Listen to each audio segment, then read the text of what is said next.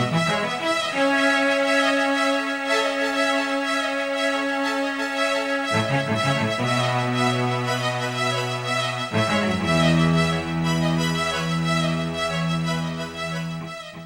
name is Leroy Brown, and welcome to Bridging the Gap. Tonight's topic is going to be somewhat, I would say, very interesting to the viewing public and also to the police officers and the ranking that we have here with me. Before we actually get into the tape, and I'm going to have each person tell us who they are, how long they've been on the police department, and their rank. And I will start on my left, your right, with Commander Hess. Hello, my name is Commander Dennis Hess. I'm the Patrol Division Commander here at the Police Department. I've been here for 22 years. I've actually been a police officer for about 27 years now. I started back at the Wheaton Police Department back in 1989. Ken Teppel, I'm the Deputy Chief of Police for the Village of Bolingbrook, and I've been here 28 years.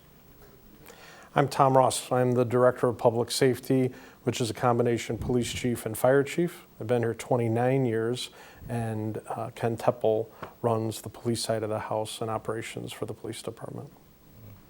The reason why we wanted to do this taping, because we know there's a lot of unrest in the country today, and a lot goes on with police departments, civilians, as to how they're doing things.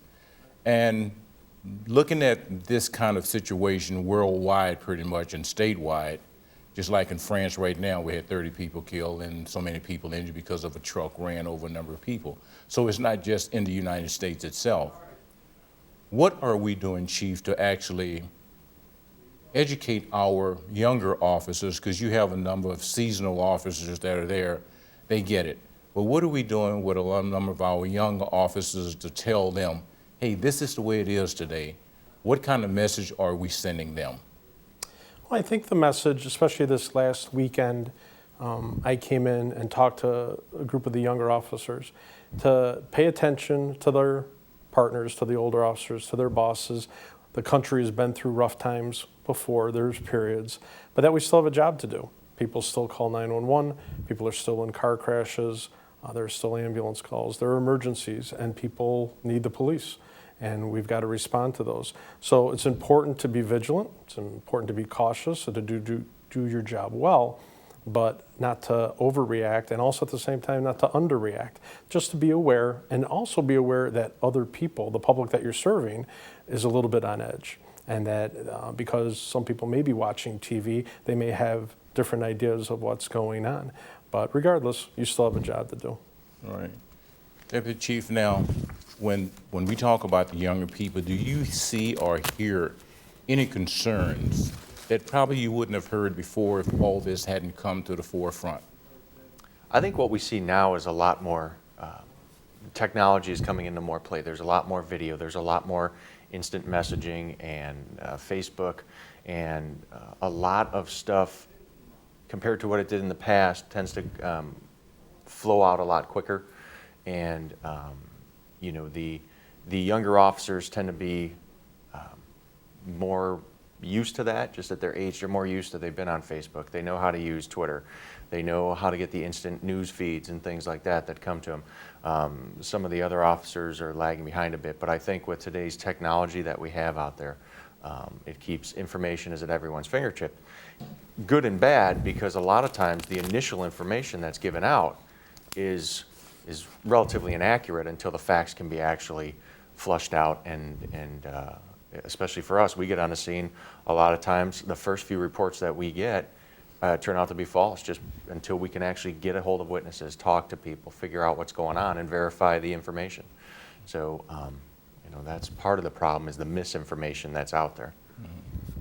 Commander Hess, now we know there are a number of people, politicians, a number we call high-profile people that are given a lot of speeches on what should be and wouldn't should be when we talk about the relationship between the police and citizens.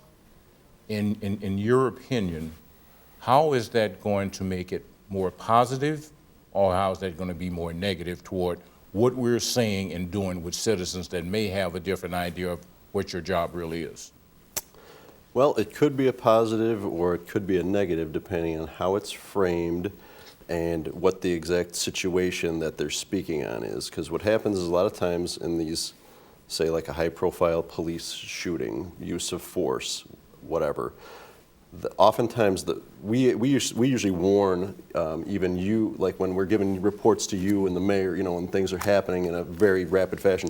Hey, just so you know, I'm going to give you this information. It's probably going to change within about 15 minutes. I'm going to give you some initial information, but I'm going to come back. So what happens is there's, I don't know if you want to say a rush to judgment. They're jumping on the bandwagon. They're saying this is what happened. This is what happened. Well, hold on a minute. That's not what happened. Let's let it all work itself out. Let's everybody stay calm. Maybe this was good. Maybe this was justified. Maybe it wasn't. So what has to happen is we have to get our job is to get the information out there as quickly and accurately as possible. But in today, with the technology, like Deputy Chief Teppel was saying, with Twitter, with Instagram, Facebook, whatever, there's live streaming. There's sometimes these stringers are showing up on the scenes, or they're listening to our radio traffic.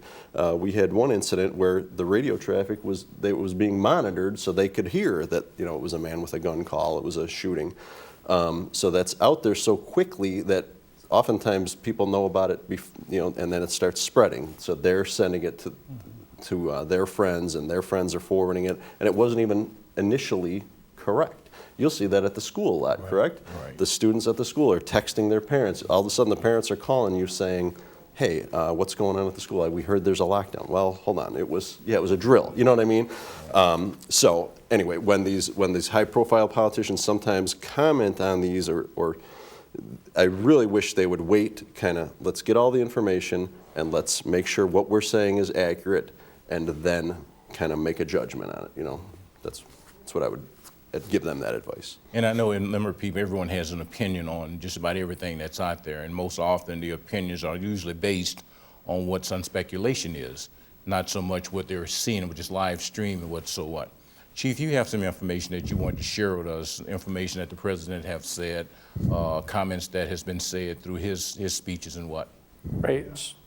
So the president yesterday met with police leaders at the White House, including the president of the International Association of Chiefs of Police. And through their discussions with community leaders, religious leaders, I think one of the takeaways from that was people have opinions, like you said, there's data, there's facts, and some of those things can be interpreted different ways. The reality is, in America, we have a group, at this time, African Americans, but at other times in our history, it has been Muslim Americans, it has been Hispanic Americans, there have been different groups. At this time, African Americans who are telling the United States, this is a problem. You have a problem of community trust with your police. So it's up to police leaders to take that information. Don't tell me the data says something else, or that that's not true, or it's being interpreted wrong. It is what it is. Perception is reality, and we've got to address that. So taking that as it is, all right, we have a relationship problem. What can we do to make that relationship better? What are we doing to make that relationship better? So picking up on one of the things that Commander Hess was saying, in a quickly evolving situation, I'll use a very simple, a car crash. 2 cars hit each other, a third car hits those 2 cars. When you get there, you have 3 smashed up cars, people hurt, ambulances. It's chaotic at the beginning. We've all worked car crashes, and you're trying to sort out what happened. Well, people want answers instantaneously. You learn that's what the public demands, so it makes us do our jobs better to get that information out faster. I wish we had all the time, and maybe years ago we had more time. That instantaneous information, at least getting something out there, even if we couch it with, look, this is what I think happened, this is what we know happened, we're going to come right back to you. That's not the way we used to do business. It is the way we're doing it now, because our public, the customers we serve, our public demands that. And that's one of the things that's coming from the top levels, right, from the White House, police departments. You need to communicate with your public. You need to let them know what's going on. That's a good thing. Transparency is good. Now, there's always going to be cases, criminal investigations, terrorism, the big cases, the FBI or whatever, can't tell everybody everything. But most of the time, a car crash, perfect example. If my child was involved in a car crash and I show up, I want to know, are they hurt? Who's caused the accident? Can you tell me what happened? The answer of, well, we don't know yet, we haven't completed our investigation, that doesn't sit well, and nor should it. Tell me what you do know. Is my kid okay? Yeah, your kid is fine. Is my kid going to get a ticket? And I think we're learning that to be responsive and to at least get some information out there. And that's coming right from the top. And that's good. I also understand too that when someone makes a bad choice, and we know in every profession that's there, bad choices are made. And so often because police are at the high point or the high profile point of what's on the street, when choices are made, seem like they get the blunt of criticism. And we know that if a doctor makes a bad choice and a person dies, you don't have people going after all doctors. We have a teacher that makes a bad choice with a student, we don't have people going out after all teachers. We understand that people's lives are lost. We get that. How are we embracing the information that we're getting, like you say, from citizens, from politicians, from other people? How are we embracing that to say, okay, we understand that we had 5 policemen die because someone made a bad choice. How do we deal with that? What are we telling the younger people? Yes, when you put on that uniform, you never know what's going to happen. You don't know if you're going to make it back home. And I say that all the time. When a police officer walks outside his door or her door, and he's got that blue uniform, or either one, they don't know what's going to happen. Just like going to combat in the military. When you get out of that whatever formation, you don't know what's going to happen. How are we setting these young people's mind at ease on how to do their job? Well, for years, there's been a campaign, the Under 100 campaign, trying to get the number of officers killed each year under 100. Unfortunately, it's been unsuccessful thus far. Every year, especially for the last decade, it tends to hover right around 120 officers a year. Of that, about half of them are from heart attacks or car crashes, something like that. But there are approximately 50 officers a year that are murdered, typically by gunfire or other kinds of violence, by the public that they serve. Police officers are taught that in the academy. They know that that's a reality of the job, that they could be hurt or killed in a car crash or by a violent act of someone else. Dallas was horrible. It hurt. It was the biggest loss of life for law enforcement since 9/11. And what's interesting to us is that, and it's wonderful that the public is touched by it. We've had people drop off cakes and donuts and cards and emails, and it's wonderful that they do. We truly do appreciate it. But for us, that's our lives every day. We lose an officer a week, and we recognize that. The emails go out, the notices go out, and maybe the rest of the American public, unless it's 5 officers at a time, really never sat up and took notice. And that was okay. Life goes on, and people have their own lives. But from the law enforcement community, we're well aware of those dangers. And although it is a hiccup, and that's a lot of officers to lose in one incident, we're used to about once a week getting an email saying, that this officer has been shot and killed, in this department or that department, and the memo goes out. So we reiterate to our officers the officer safety habits of just the procedures and the policies that we have them follow. We make sure they have good equipment, they have body armor, they're well trained. But at the end of the day, if you have somebody who wants to hurt a policeman, they can do it. Mm-hmm. And as we were talking before the taping, does all of this that's going on across the country today, to where citizens are being confronted, police officers are being confronted, does it really make a police officer second guess themselves when they have to make a critical decision? Well, Commander Hess runs our uniform patrol division, and most of the people actually report to him, especially the younger officers. So from a field operations standpoint, I defer to Commander Hess to answer that one. I think that, yes, that is in the back of people's mind. That when I've gone to a lot of training classes, and we go to a lot of law updates, things like that, search and seizure, because we're constantly trying to keep up with the changes in the law, the new court decisions, things like that. And when there is a use of force, I know that there's a saying that I'm sorry, let me make sure I term this correctly. There could have been a lot more people shot by the police than there are. There could many times. The officers probably had the justification to shoot somebody, but they didn't. They held back for whatever reason. Maybe it was they did have good tactics where they had the drop on them, or they just didn't want to for a moral, ethical, religious reason, or they just didn't do it just because they think, oh my God, I'm going to get sued. I think that that is in the back of every officer's mind to different extents. Now, we have great backing from our administration, from our politicians. I mean, we do things right, but of course, mistakes are made by everybody. Nobody is perfect.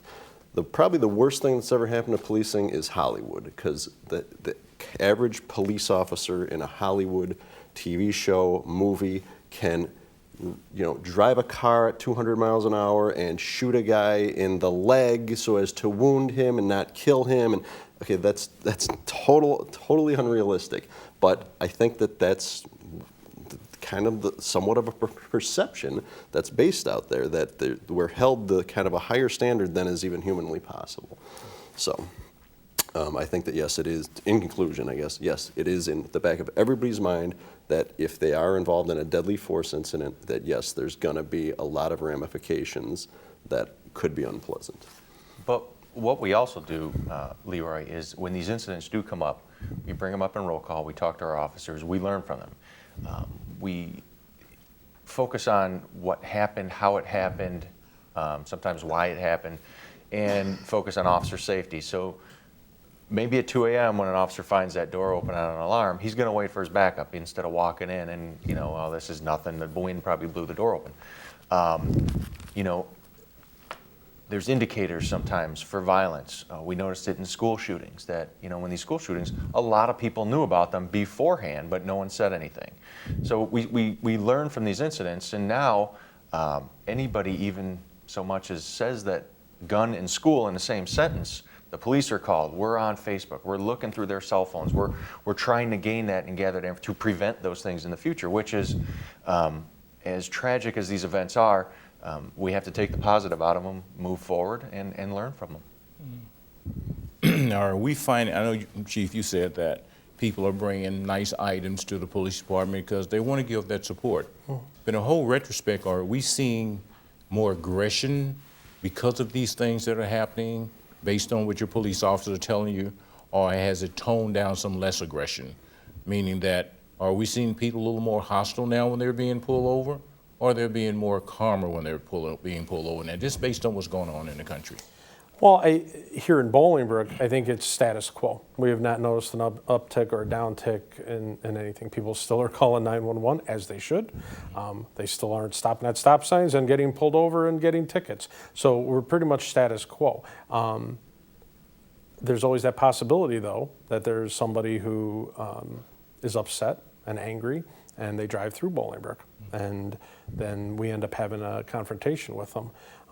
So to answer your question, we're good right now. We think we're status quo, but we're ready. I think, and just touching a little bit on what Denny and Ken said, officers might take a second, right, to think about their use of force or to think about how they're going to handle a situation or to wait for their backup. And we're very, very careful that they don't underreact and get themselves hurt. But on the other hand, we turn that into something good, though, too, that it is good sometimes to take a half second and think about what you're doing. And is the use of force appropriate? Is there another way to de-escalate the situation? We've been training for over a decade, since 2004, in-service training programs using real-life scenarios and de-escalation techniques, long before it was part of the President's 21st Century Policing, long before it was the new way of training police departments. We've been doing that for a very long time. So our officers, I think, have been a little bit ahead of the curve in those regards, talking about, like Ken said, after an incident, how did that unfold? How could we have maybe done things a little bit better? Any use of force in the Bolingbrook Police Department is personally evaluated by me. The command staff will evaluate it, but I look at every single use of force. In addition, then the command staff looks at it, and then at the end of and that's immediately. And then quarterly, use of force committee evaluates every use of force. And that use of force committee is made up of experts in policy, in the law, the equipment, the training, and our policy people especially kind of drive that meeting on, does our policy reflect the current law? Do we have equipment needs, training needs? How did this happen? Why was force necessary? Was there any other way? And by constantly looking at that, right, hopefully we get a little bit better every time that we interact with people. I think that's a good thing. Now, there are a lot of demonstrations that are going across the country. We have them in Chicago just based on statements that are being made. And we always have those agitators that are in those crowds that actually just kind of push things to the limit that causes things to get out of control. Now, we understand that that does happen, but how are your officers feeling when they're hearing Black Lives Matter, Black Lives Matter? I mean, and they're looking and saying, wait a minute, don't our lives matter as well? Are you seeing any difference or any comments or any concerns based on that? I don't think the two are mutually exclusive. The two can coexist together. Black lives do matter, and all lives do matter. And that's fine if somebody wants. Police officers are used to that. People have a First Amendment right to say whatever they want to say. I mean, other than fighting words or yelling fire in a movie theater, or something like that. So that's a political statement or a statement of a feeling, and police officers are fine with that. It's the police officers who protect your right or anybody's right to say that. So we're all for it. I don't think the police department has ever had a problem with that. When you take a look at who in society or who in government interacts with, surely the school does, the school district does, social services, the hospitals do, but police officers and firefighters at 2 in the morning on a Sunday are the only ones who come. They're the only ones who answer the phone for 911 for all people and for all lives, and who are given CPR to the 80-year-old man, who is at home and his wife finds him, or the baby who is unresponsive in the crib, or the car accident, and that's all people of all colors. So I think in some ways, when people say, Black Lives Matter, the police officers, firefighters get it. They demonstrate it. They live it. And I'm sure that is a concern throughout the nation itself. When we hear so much of that, and naturally you're going to have someone else that says, well, wait a minute, everyone's lives matter. Yes, an officer that shoots a person, that person's lives matter. When someone shoots their lives matter, because they have families. Everyone have families, just like the 5 officers that were killed and the other officers that were shot in other states. How do we combat that? What do we do to try to combat those feelings that we need to do something? This nation needs to do something to make sure that we're not having funerals every day, every other day, from someone dying. I'll let either one of you take. We as the police department work hard in Bolingbrook to get out in the community, to talk to our civic leaders, our informal leaders within neighborhoods. The officer isn't just somebody in a car that they only see from the shoulder up. Our officers need to get out, talk, and get into the community. We work hard to go out to community events, religious events, ethnic festivals, things like that, to open that door and that conversation. I think once we all recognize each other as a person instead of a group or a stereotype or something like that, we get to learn a little bit about each other.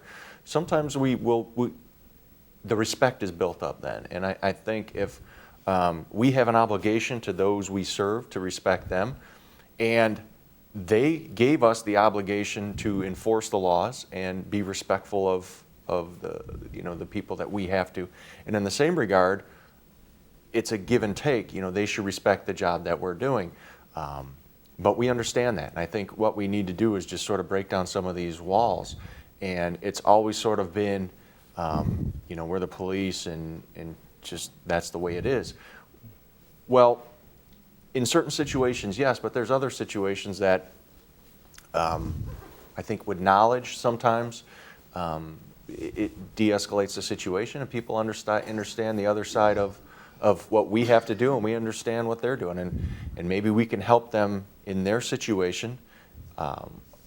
We get calls all the time in a non-criminal matter. It could be for, my sink is backed up, all the way to I don't have a ride to school. Well, neither of those are criminal matters, but we can help you out. Maybe we can arrange to get someone from the school to help you out, pick you up, or get you to a bus stop, or help you get a plumber or something like that.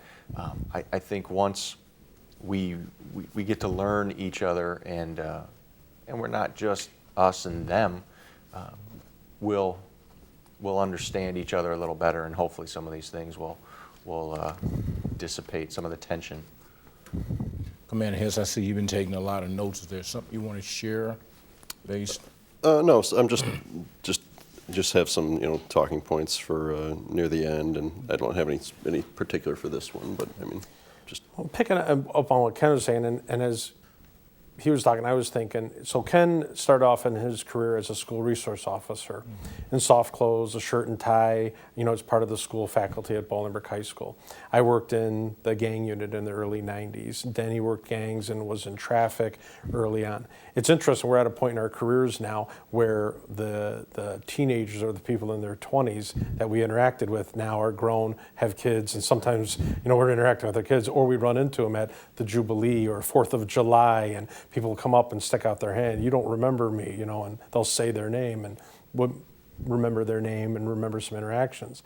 And I think part of that is that they saw us as people, back then. We were police officers, but especially in the school or wearing blue jeans and softer clothes, it wasn't that uniform of being a police officer, and they got to know you more a little bit as a person. And I think that was a good thing. I think it still is a good thing to have those relationships, like Ken was saying, building them in those community events, but also at the high school and with the officers that work in plain clothes. Not only the officer in uniform in the black and white car that's responding to calls. That's necessary, we'll always have them, but the other assignments in the police department, I think that helps build those relationships. Now, I had a conversation with a gentleman today that in the neighborhood, he's pretty well known. And my question to you, do you think the civic leaders, the educational leaders, the religious leaders, do you think everyone's doing what they should be doing to try to help combat these feelings that are permeating through the community? And what they see, everyone's sitting on TV and watching TV, and all of a sudden their emotion rises, and everybody's got an opinion now, so everyone wants to go out and do whatever. Do you think everyone's doing what they should be doing to try to soften these feelings, to make sure that, hey, it is what it is, folks. They're police officers, we're citizens. Decisions are going to be made. What are we doing to make sure that the right decisions are made? Well, and I've always said, I think you've said it too, Bolingbrook is a small town with a lot of people. We have 75,000 people, so some people think of us as a big city. But we still have that small town feel, and reflective of that is who's in your cell phone. And the religious community, elected officials, the school officials, they're all in my phone. I have relationships with all of them, and they have relationships with me. I've talked to them this last week. I've been on the phone a lot, and a lot of emails. I think people are doing what they're supposed to do. If they have a question, they call and ask. They reach out. I'm reaching out to them. Do you have any questions? Communication is the key. If somebody wants to know why do the police do this, or why were they here, or what were they doing, they deserve an answer. If we're able to tell them we do, and I think that communication and transparency then helps build up a relationship. It shows accountability. We're accountable for what we're doing. If you have a question, ask. Or if I can anticipate it, I want to let you know why we're doing something, that there's a reason behind it. So I think the leaders are doing what they're supposed to. There might be a few outliers out there that I don't know about, but at least in this community, everybody I think has a very similar view on the interactions with the police department. The police department in Bolingbrook is there to serve the residents of Bolingbrook, and people would have it no other way. Not since our incorporation 50 years ago. And it's just the way. We don't have a long history going back 100, 200 years, with pockets of poverty or public housing or anything where we're still dealing with remnants of that. This is a suburban community that's relatively young, and a lot of original residents, or early residents like yourself. So we have the community has a certain expectation of their police department, and they let me know if we're not living up to that, as they should. And then we do what we need to do to correct that. So I think they are doing what they're supposed to. I know, Deputy Chief, you've been in like a resource officer, and Commander, you've been, in the schools a lot. And you guys are in the school a lot. And I'm sure the school appreciates that, to see the officers in there, because they know that they have that relationship with the educators and the students that are in these schools. Do you think we should have more education to the students of the schools on choices that are made, good or bad, particularly bad? You think we need to do more educations on that with our students? because we know bad decisions are made. I always say there's no such thing as a bad child. Is this a child that make bad decisions? If we can get that decisions away from him, we probably got a pretty good student. How and when and what can we do more with our students to more educate them on those things? Unfortunately, sometimes we do need to do that. We need to sit down with them and explain them. But sometimes at that age, they're not looking past tomorrow or next Saturday or next week, and it's difficult sometimes to reach them. So you really have to see where they're coming from, and talk to them. As we have school resource officers here in Bolingbrook in the Valley View School District, and they coach along with their other responsibilities of being in the building as a resource for all of the educators. But they'll coach, they'll give classes, they take enforcement action when necessary. We know that things happen in schools, and they will wear whatever hat they need to wear at the time, if it's the social worker hat, if it is the coach hat, or the enforcement hat. We do. Unfortunately, a lot of times what I saw too is that there were other issues that were involved in the problem that was at the school, and we would try and work with this one problem. We were trying to work on a symptom instead of the actual issue at hand. But we do need to reach out to our youth and get them involved, not only in activities, but also in choices, and explain to them why we do what we do. A lot of misconceptions are out there, especially on traffic stops. Well, why do I have to give him my driver's license? The officer already ran the license plate. He knows who I am. Or, why do I have to stop, right away when he pulls his lights on? Why can't he just follow me to the house? There's a lot of discussion had behind that, and we try and explain that to them and say, here's what you should do on a traffic stop. When a police officer stops you on the street and asks you to take your hands out of your pockets, this is why. When, we show up at your house and or you're walking down the street late at night and an officer stops and asks you where you're going, how old are you, who are you, stuff like that, some of your responses. We're a very individualistic society just based upon how we got to where we are today. And that's fantastic, and we understand that, we respect that, and we actually fight for that.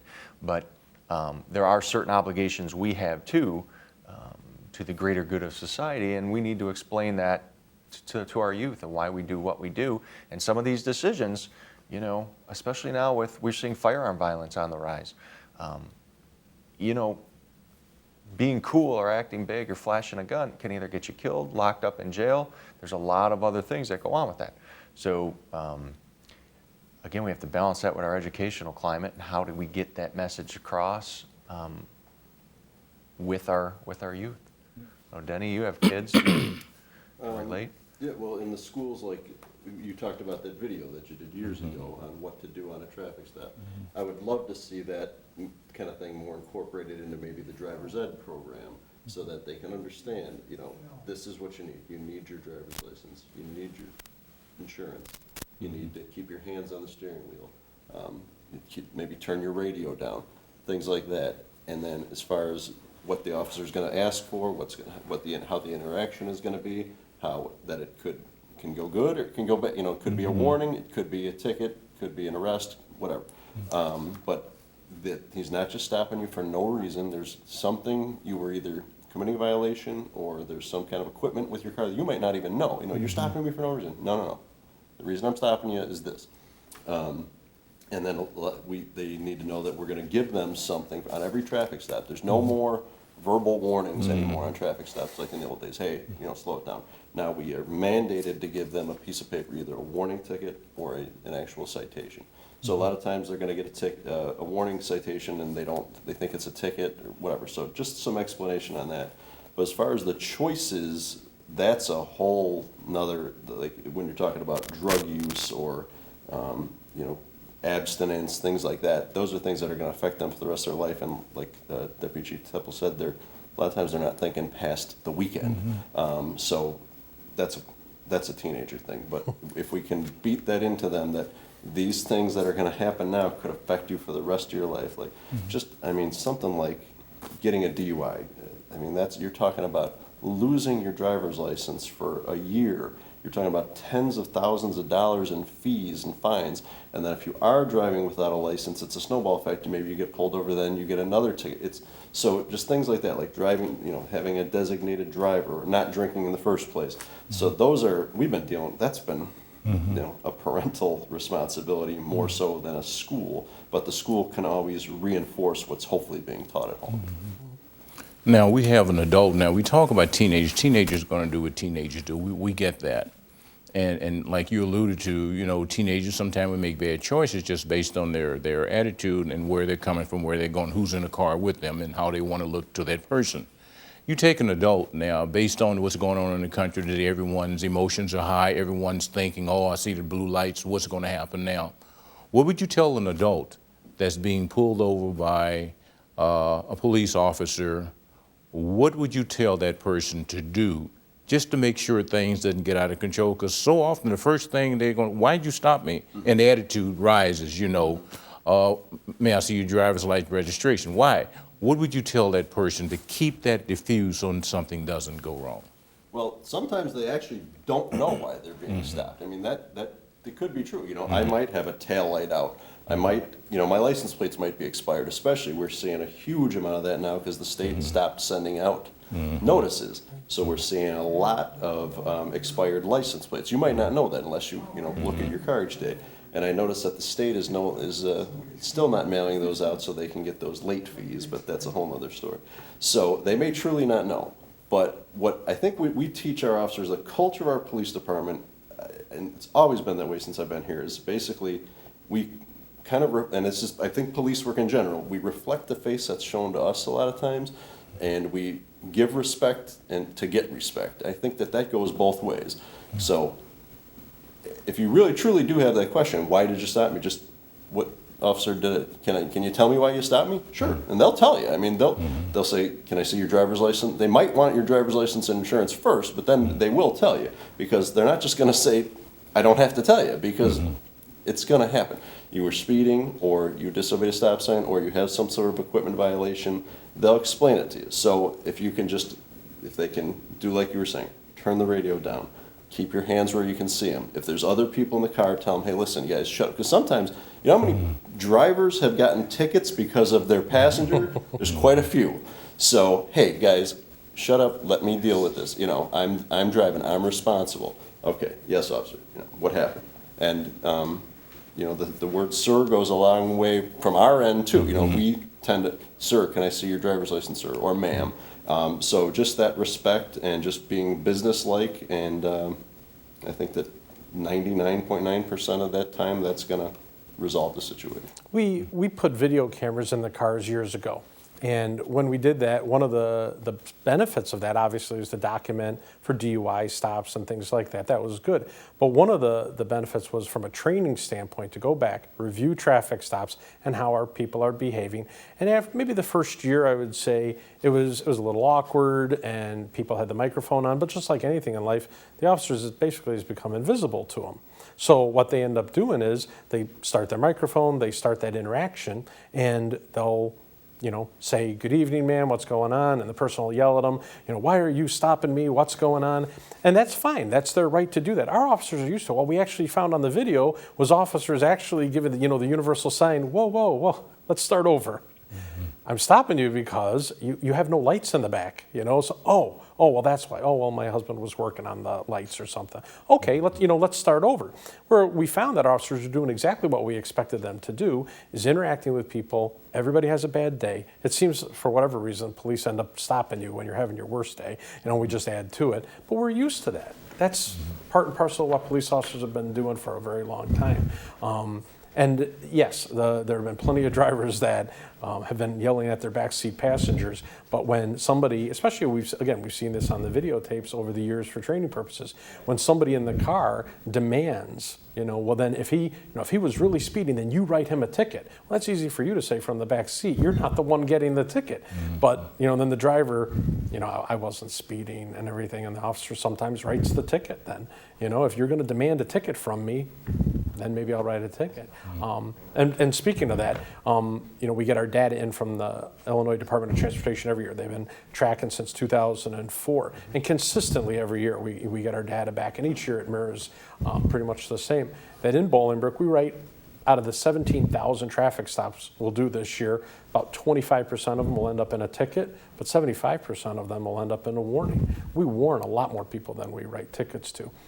Some people will say that 25% is too many, you should never write any tickets. Well, that's a police officer's job, is to sometimes write a ticket. Sometimes people need a ticket, especially if they've had some warnings ahead of time and that hasn't changed behavior. Our job with traffic enforcement is to change the behavior, get people to slow down, stop at stop signs, put their kids in car seats, not drink and drive, things like that.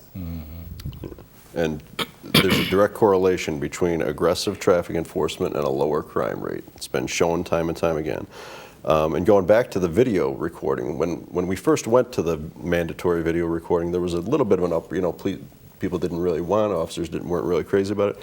It has saved more officers from complaints than it's ever gotten anybody in trouble, because you will have someone come in, the officer said this, the officer swore at me, the officer was rude. Okay, well, then we're going to review the video, and none of that happened, and then magically that complaint goes away. So people do come in and are untruthful about it. And a lot of times once you say, well, you know what, if you take a phone complaint about an officer, a lot of times you say, okay, well, we're going to come on in, let's review the videotape. Oh, there's videotape? I didn't know that. Okay, no, forget it. So that video system has saved us lawsuits, complaints, has saved officers when we do, like the chief was saying, you go over the training aspects. And when we review these even tapes or things like that, or these officers that are killed or injured in other jurisdictions, when we do a review or a debrief or a roll call training about that, we're not trying to speak ill of the dead. We're trying to learn so that officer's death was not without reason, not without a reason.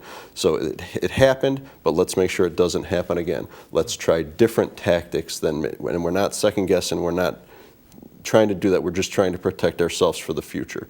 Hey, they really shouldn't have gone into the house that way. They should have maybe pulled back this, but let's learn from that. Let's make sure that doesn't happen here. So. What are we learning? As you said, officers are learning from incidents that happen just based on some decisions that are made. What are we learning from all of this that's going on around the country nowadays? What is the buzz on the streets now? What are we learning? Well, I think one of the things we're learning is just because you can doesn't mean you should. What I mean is you can be legally, by statute, by court decisions, legally justified to take a certain action. That doesn't always mean that's the best action that can be taken. There's more than one way to resolve a situation. De-escalation is important, taking a step back. Now there are times that's not appropriate. There are times you need to be the officer and to stand firm, stand your ground because you're protecting somebody else. Domestic violence is one that comes to mind. You can try to de-escalate it as best you can, but if he's going to hit her again, you can't let that happen. You can't let him hit her. She's called you for protection. You need to protect her. So every case is a little bit different. But in a lot of instances, one of the things that we're learning is that de-escalation and taking a moment and realizing that more now than I think ever, we're dealing with more people who are mentally ill. Society has chosen for whatever reason to not fund mental health programs. Well, there's just as much mental illness, if not more, than there was a generation ago. Where are those people? They are out in the community. And that's fine, except for that small percentage of time, they're then committing crimes or interacting or off their meds and putting other people in danger. We have people that have substance abuse problems. They're good people, they've made bad choices, and now that substance abuse is affecting their behavior, they're acting out. And training our officers to recognize that. We have people with special needs that are autistic or suffer from Alzheimer's. Try to put a finger on why is the person doing what they're doing. And now the officers still have to protect themselves, they still have to protect the public, whoever called us, but take a moment, try to assess it, and is there another way to deal with that? And these videos, so that's the double-edged sword of the videos.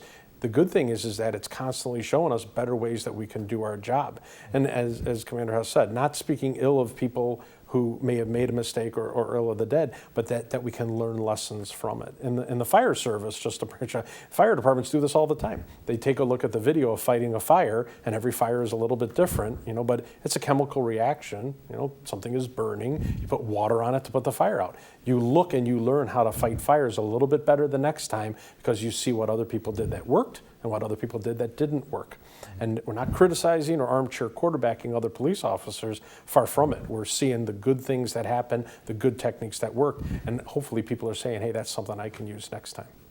And we'll do that to dovetail on what Director Ross is talking about. We'll do that with these high-profile events around the country. We'll look at it from an administrative standpoint. Commander Hess will look at it from someone in his position. We'll look at it from our media relations. So we'll try and see how, if this were ever to make its way to us, how we can handle it, how we can learn from these situations instead of, oh, that's tragic, or, we have to, we owe it not only to ourselves, our officers, the citizens of Bolingbrook, to everyone, to learn from these incidents across the country. And, if that takes, okay, now it's up to us. Now we have to reach out to our faith-based community. We have to reach out to this population. We need to reach out to the school districts. We need to build these bridges before we find out that we get to that edge of that precipice and we're just looking over it. We need to find a way to get over it. And we need to build those bridges now while we're all willing to talk and we're level-headed and tensions aren't that high. So it's a constant work in progress to make ourselves better and to continue to move forward. So we not only do it within the police department, we do it at every level of the police department. We try and do it within the community.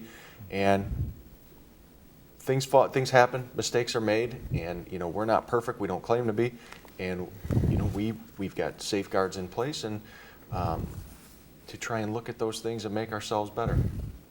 So. I think what's happening now, and I'm sure there are citizens that hope it doesn't diminish. If you take 9/11, after 9/11 seemed like everyone was everyone's supporter. It seemed like people got along. There were not major concerns. There was so much support for our first responders. It went on for about a year or so. It just seemed like everyone was on everyone's bandwagon trying to help everyone make good decisions. That seems to be happening. And all of a sudden, 9/11, that era, it kind of diminished. Everybody went back to business as usual.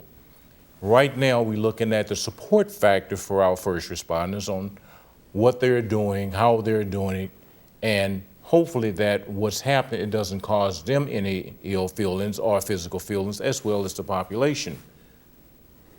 We're just hoping that this doesn't diminish like the 9/11. Yes, we need to support the police department. We need to support our first responders, just as they supporting our citizens. What can we do to keep this going, to make sure that there's a constant reminder that, folks, look what has happened.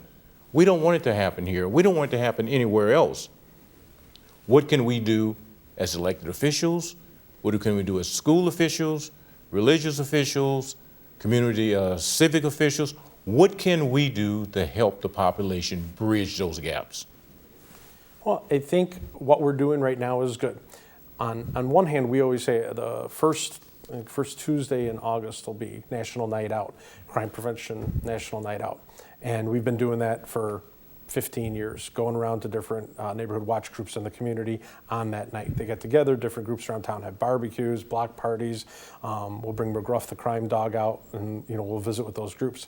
And some years we joke that you can tell that the neighborhood has had a problem house on the block this year because a lot of people came out for neighborhood watch. Neighborhood watch gets busy, usually in most neighborhoods, when there's a problem. When there's not a problem on the block, people find other things to do because it's not first and foremost in their minds. From a police standpoint, that's not necessarily bad. That means you have no problems on your block and you don't feel, neighborhood watch is important. Okay, that's good. We don't want to have problems on your block. We wish you were still involved, but we understand why you're not involved. I think this is a good wake-up call for all of us to take a step back, see what's going on around the country, and everybody has an opinion on why it's happening. Be grateful it's not happening here. understand or try to understand why it's not happening, what are things that we're doing right, what are some things that we can do better, share that information, and to continue to communicate. Tell those stories. People are not shy. I'm lucky and blessed that I've got a good core group of supporters in the religious community with elected officials and so that speak their mind. They're not shy. They will let me know if there's a problem or if there's something that needs, whether it's long grass on a corner, an abandoned house, somebody speeding through a stop sign. There's no call too small. I would much rather, as an administrator, deal with it when it's a small problem than when it's a big problem or a child were hit by a car. Let me know. Email is wonderful for that. People have no problem right from their phone at the time while they're thinking of it. They snap a picture, they email it to me directly. I'm fine with that. I appreciate that. I can get people working on that right away. And people can call 911 or a non-emergency number. I think those are all good things. We just need to be aware that we're part of a bigger society. You can see the Willis Tower, the Sears Tower from Bolingbrook on a clear day. We are in the shadow of Chicago, and all that is going on there. And I feel bad for Chicago police officers that are having to deal with it. I'm glad we're not dealing with it here. I know why we're not dealing with it here, because of the hard work that our men and women do every day to make sure that that doesn't happen here. But we're also smart enough, aware enough that things can change quickly. So we keep that level of trust, we earn it a little bit more every day, and we don't take it for granted. Work a little bit harder, stay on top of things, be aware. And I think that's one thing that we all do very well. We communicate with each other. That's the key. And I'm sure communication is definitely key, as you stated.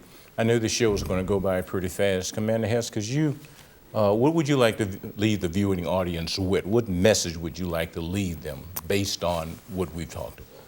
Well, based on what we've talked about, I'd really like to leave that the people think, I hope that they don't think that police officers got into this job because they wanted to, beat people up or, violate people's rights. No.